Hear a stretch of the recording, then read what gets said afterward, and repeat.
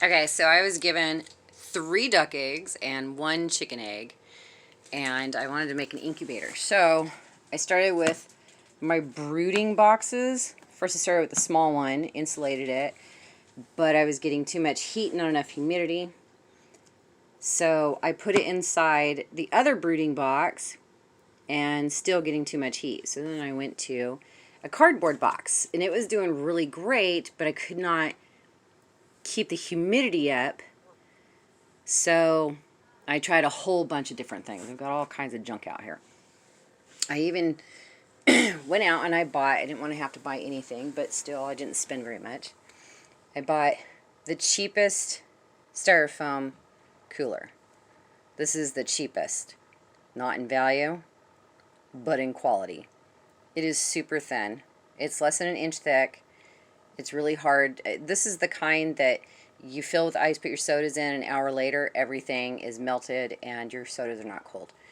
So, I had all of these heat lamps, you know, and I tried a bunch of different stuff. So, eventually I took my big egg crate flat and I cut a piece off of it to make like a dozen flat. And then I cut that in half, and I took a piece of PVC pipe, cut it, and glued it on there so it would rock back and forth so that I could turn the eggs that way all at the same time instead of going in there and turning them separately and wasting good air for the eggs. And then I have a 40-watt dimmable light bulb, and I put it in the lamp part that goes to the heat lamps, and I bought this adjuster, this dimming adjuster cord, which is like an extension cord. This looks like a nightmare. You plug the lamp into the end of the dimmer cord, and then you can dim the bulb or turn it off all the way. So this other light bulb is just a regular 29 watt, and it's also in one of the heat lamp cables. And then we have this little doohickey for a greenhouse. It has a hydrometer on it and thermostat. And the end of it is right there. I piped it in.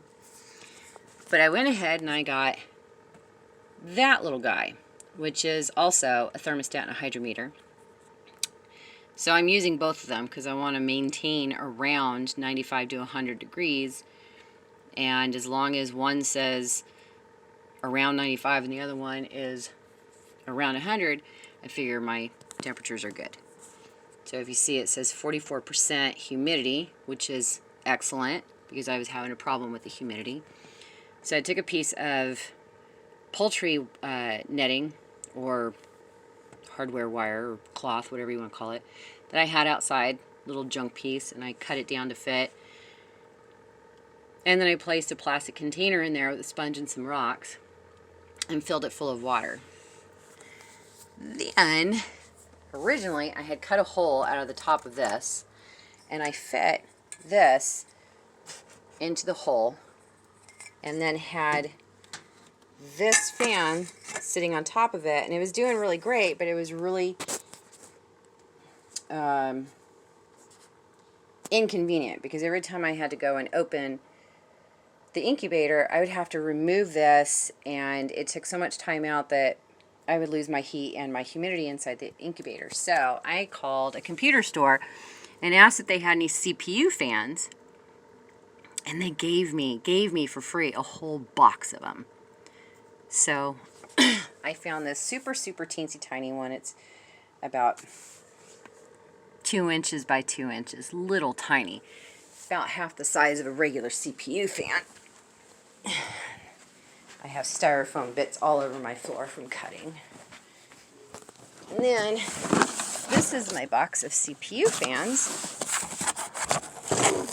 Tons of them. So all I did was, excuse me, where's that little cord? Okay, so I took an old USB cable, which I keep all the old ones because you never know. It comes in handy. And the one that I use for the incubator today was an AC adapter for like a cordless beard trimmer. So I cut about, where's that? I cut it, left about 2.5, 3 inches, about 2.5 inches of cord just in case I needed this little adapter for something one day. And then, that's 3 wires. Then the CPU fan that I grabbed, it's super, super tiny, but it's the same as this one, 12 volt, 1.2 amp. 2 cables, 2 wires.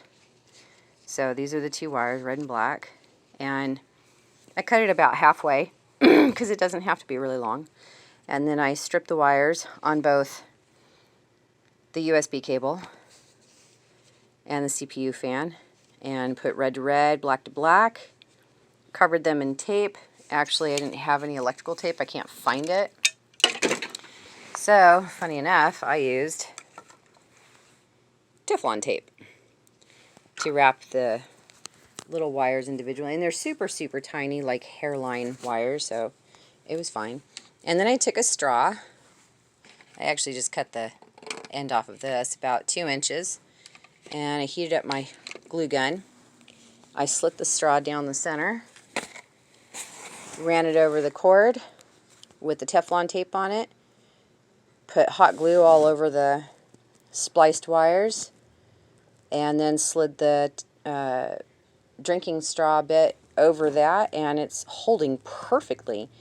I can't use a straw for shrink wrap or shrink whatever it's called because it doesn't melt, it just burns. So anyway,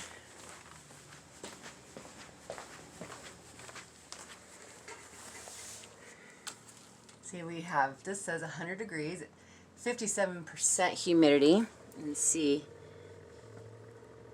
the little thing is right there, and we have the fan up here in this wall, and this is 100 degrees at 44% humidity, so perfect temperature.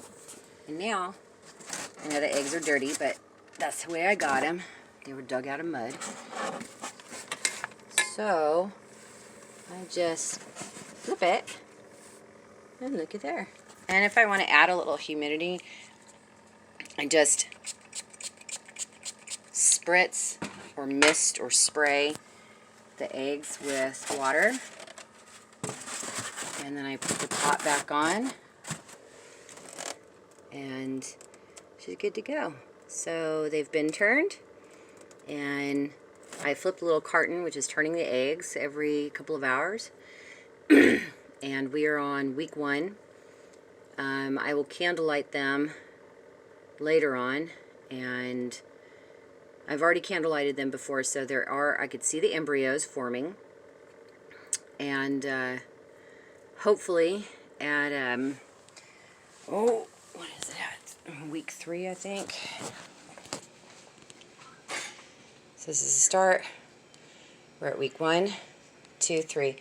Hopefully around the 21st, the chicken egg will hatch, and if all goes well, then around the 28th,